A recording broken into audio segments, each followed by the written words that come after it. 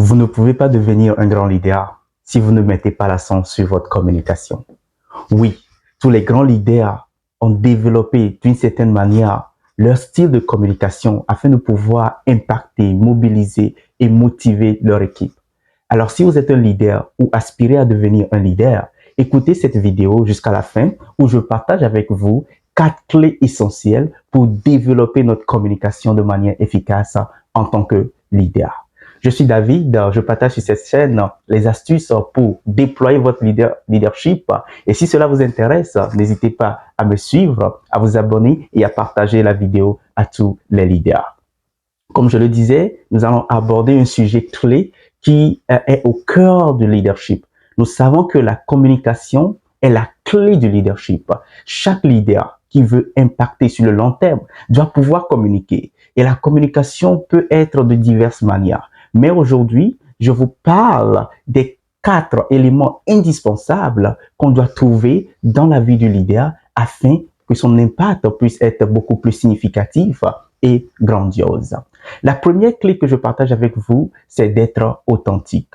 Oui, en tant que leader, vous êtes amené à gérer des équipes, vous êtes amené à dealer avec plusieurs personnes et les personnes avec qui vous faites affaire sont intelligentes. Ces personnes peuvent voir si vous êtes vrai ou pas. Ces personnes vont pouvoir vous juger en passant plus de temps avec vous par vos actions et les choses que vous dites.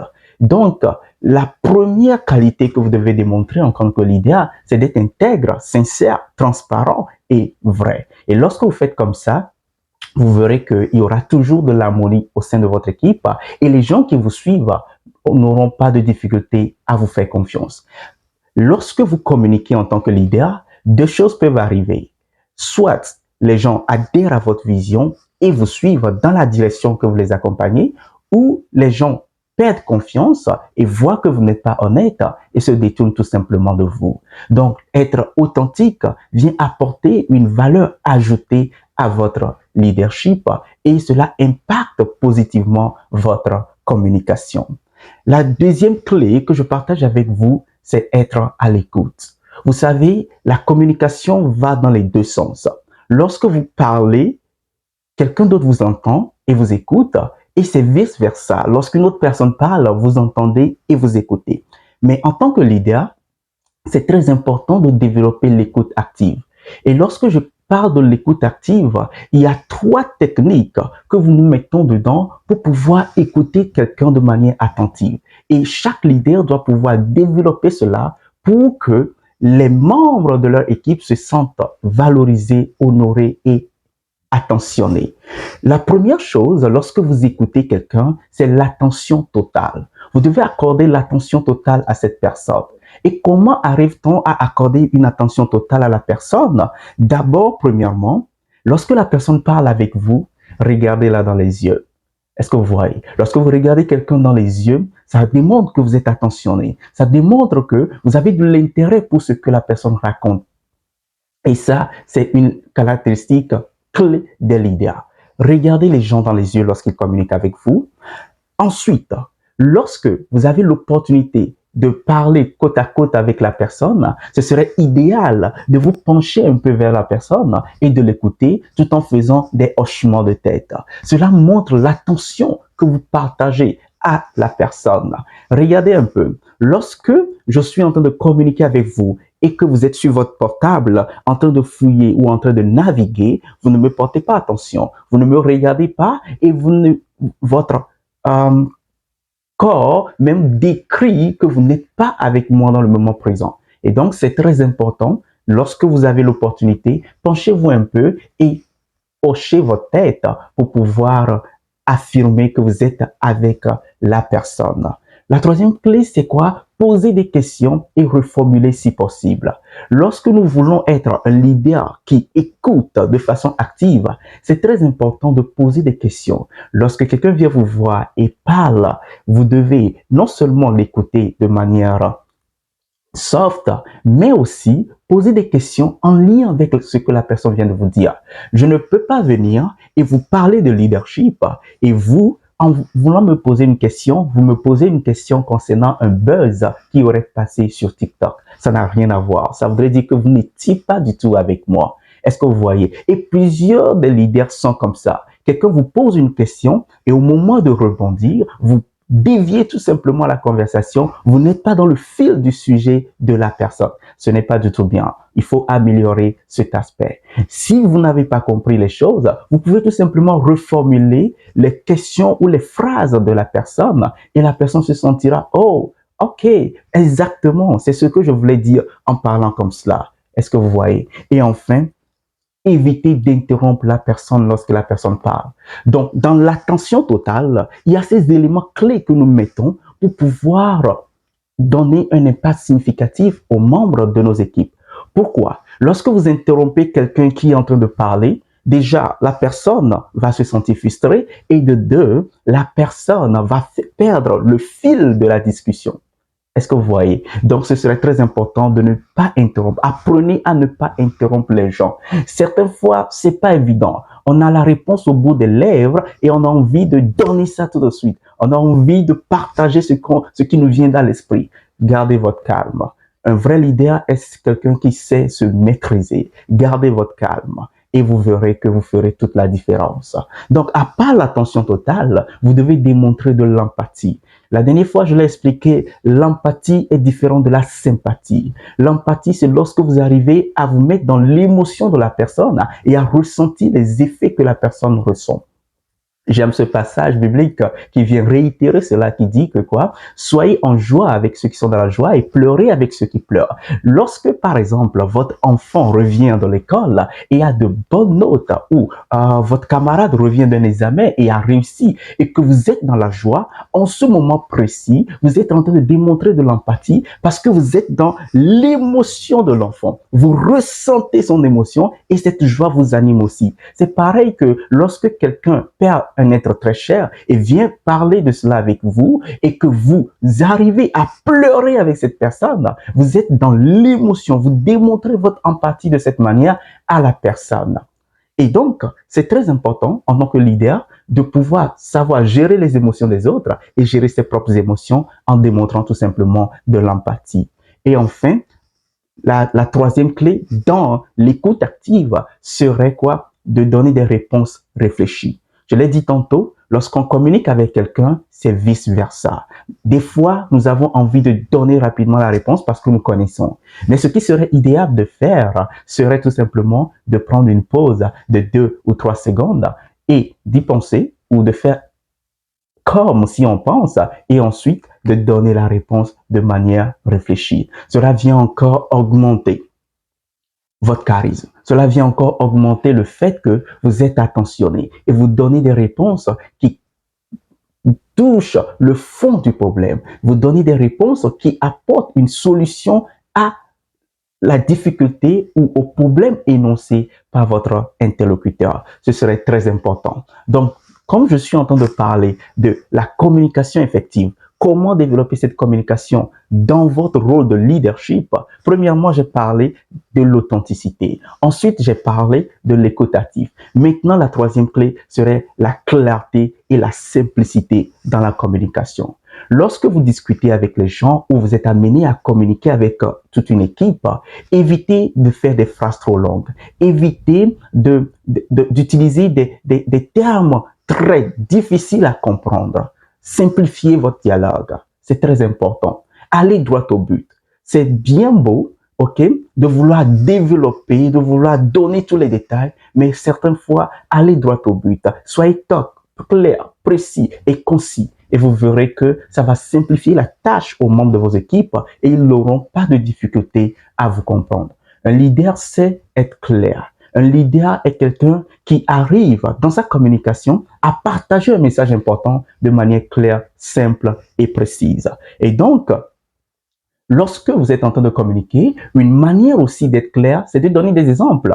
Vous voyez, lorsque vous partagez un problème avec quelqu'un, allez droit au but en donnant des exemples concrets. Cela va aider la personne à rapidement se situer dans le contexte et aussi à comprendre votre point de vue. Donc, c'est très important d'être clair et d'être simple dans notre communication.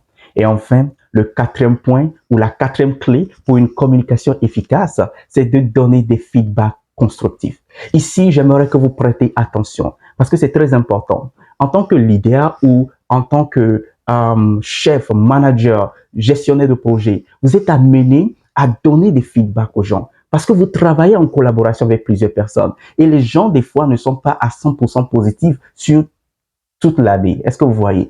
Et c'est dans votre responsabilité de faire des retours qui vont permettre aux gens de pouvoir se développer et s'améliorer. Alors, je partage avec vous 3 techniques clés pour pouvoir donner des feedbacks constructifs. Et nous utilisons ça beaucoup dans le coaching.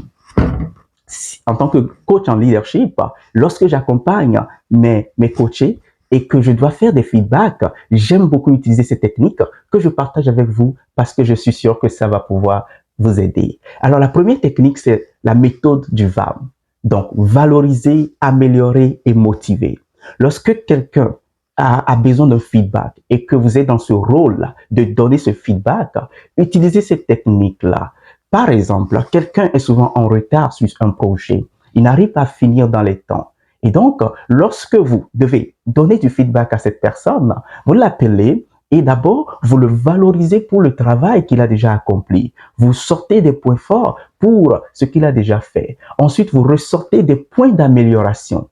Est-ce que vous voyez? Vous sortez des points d'amélioration. Ah, vous avez rendu le projet, mais vous avez été en retard, vous n'avez pas utilisé telle chose. Et si vous utilisez ça va permettre à ce que le projet puisse être rendu dans les temps. Et là, enfin, vous terminez par une motivation. La personne repart étant énergisée, étant content de ne pas se faire critiquer, mais plutôt motivé à aller reprendre le travail ou à aller redonner de meilleurs résultats. Ça, c'est la première technique, la technique du VAM. Valoriser, améliorer et motiver. La deuxième technique, c'est la méthode du SBI. So, ici, c'est en anglais. So, Situation, Behavior and Impact. OK? Situation, Behavior and Impact. Qu'est-ce que cela voudrait dire? En termes simples, c'est que cette méthode vous permet de structurer le feedback de manière positive. Cela voudrait dire que lorsque vous appelez la personne, d'abord vous le mettez dans le contexte de la situation. Est-ce que vous voyez? Vous le mettez dans le contexte du comportement adopté. Ensuite, vous ressortez le behavior, qui est son comportement. Et enfin, vous terminez par l'impact de ce comportement sur la situation, sur le projet ou sur les résultats. Donc, je donne un exemple. Lors d'une réunion, OK? Alors, supposons que moi, je suis un superviseur et que j'ai assisté à une réunion où un leader a parlé. Et donc, moi, je dois lui donner un feedback. Alors, je viendrai et je lui dirai, lors de la réunion du mardi passé, j'ai vu que vous avez interrompu les membres de vos équipes lorsqu'ils devaient prendre la parole à plusieurs reprises. Là, je viens te donner la situation. Le comportement, c'est qu'il a beaucoup interrompu les gens. Et enfin, l'impact, c'est que beaucoup de personnes n'ont pas pu finaliser leur parole et donc se sont sentis frustrés à la fin de la réunion. Donc ici, vous voyez que j'ai donné la situation, j'ai donné le comportement de la personne et j'ai donné l'impact que cela a eu sur l'équipe en général. Est-ce que vous voyez? Donc ça, c'est une technique que vous pouvez utiliser pour donner du feedback à vos collègues ou à vos membres d'équipe. Et enfin, la troisième technique, c'est la technique de sandwich, la méthode de sandwich. J'aime beaucoup cette technique parce que cette technique va d'abord parler du positif, du négatif et du positif. OK? PNP. Positif, négatif, positif. Alors, avec cette technique de sandwich, je reprends mon exemple. Donc, vous venez d'abord en commençant avec un aspect positif. Et mon ami, ton engagement hier à la réunion était très apprécié. J'ai beaucoup aimé la manière dont tu voulais partager tes idées avec tes collaborateurs. Cependant, j'ai remarqué que tu as coupé plusieurs fois la parole à certaines personnes qui essayaient de parler et tu ne les as pas laissés finir le fond de leurs pensées, le fond de leurs idées, ce qui a provoqué une frustration au sein de l'équipe. Et je sais que la prochaine fois, si tu laisses place aux gens de pouvoir terminer leurs paroles, non seulement tes contributions seront beaucoup plus appréciées, mais aussi l'équipe repartira étant dynamisée et dans la bonne humeur. Est-ce que cela fait sens? Et la personne va dire, waouh, là, je viens de donner un aspect positif. J'ai reconnu que l'engouement de la personne pour parler, pour donner ses contributions au sein de la réunion était fort louable. Ensuite, j'ai sorti le point négatif de ce comportement qui était qu'il parlait beaucoup pour interrompre les gens. Et enfin, je lui ai laissé la place à s'améliorer en disant que lorsqu'il va laisser plus de place à d'autres personnes pour pouvoir communiquer, il verra qu'il y aura un changement positif. Les gens seront à l'aise à partager leurs idées et ils se sentiront beaucoup plus importants et intégrés au sein du groupe. Donc, voilà un peu les techniques de feedback. N'oubliez pas que le feedback, lorsqu'on donne ça à quelqu'un ou lorsqu'on fait le feedback, c'est pour viser la croissance et l'amélioration continue. Et on doit le faire dans le respect mutuel et la collaboration. Lorsque vous êtes dans un style directif, vous allez peut-être ne pas bien agir. Parce que je l'ai dit la dernière fois qu'il y a plusieurs styles de leadership et en tant que leader, vous devez savoir dans quel type est prédominant dans votre vie, dans votre communication, dans votre leadership et améliorer. Je ferai une autre vidéo dans laquelle je vous expliquerai les différents styles de leadership où vous pouvez vous rendre directement sur ma chaîne YouTube pour voir si je l'ai déjà posté. Alors, la communication, je l'ai dit tantôt, est la clé du leadership. Chaque leader qui veut changer les choses, chaque leader qui veut apporter un impact significatif et durable sur le long terme, doit pouvoir développer sa communication. J'espère que cette vidéo vous a aidé. Si c'est le cas, n'hésitez pas à vous abonner, à partager cette vidéo et à liker au maximum.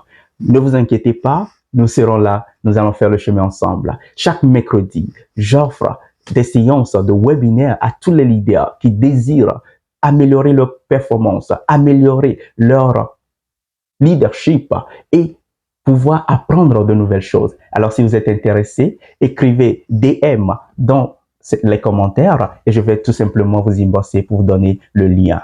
Merci et à très bientôt.